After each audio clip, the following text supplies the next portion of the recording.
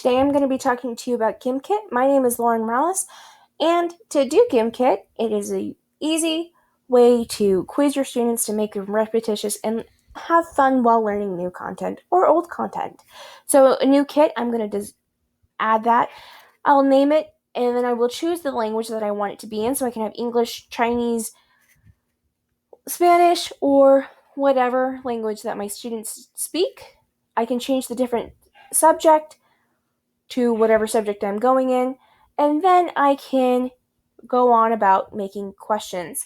So I already have this one. This is my testing one. I have a edit. I can add a question. I can make it whatever I want. I can make it all correct or none correct or every other one is correct. You can also add audio for students who are hard of hearing or the younger ones who can't read. There's also pictures that you can add that allow them to have students who are learning English have a visual aspect, and it allows all students who learn differently, they can answer the question to their advantage. You can also make it a vocab quiz if you want, or put a text input, and then you can add several correct answers. So you can have capitals or lowercase, and then that you just finish your quiz. So I have one. You can assign it as homework. However, you can also host your own Gimkit. So I want to play it live.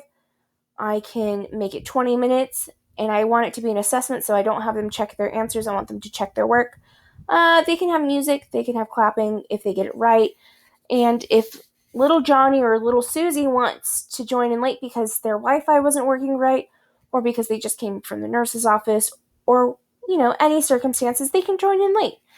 But for now, I don't want power-ups. I can choose power-ups if it was just a small 5-minute quiz, 5-minute assessment. That way they have the repetitious and they have incentives. So I press continue. I will have my own unique game code that my students will put in, and the players will then have a screen name. You just press start game, and the players or the students will have all of their questions at their phone, and this will just show you the statistics of how well everyone's doing and if who's winning. So I hope you enjoy this little tutorial. Have a good day.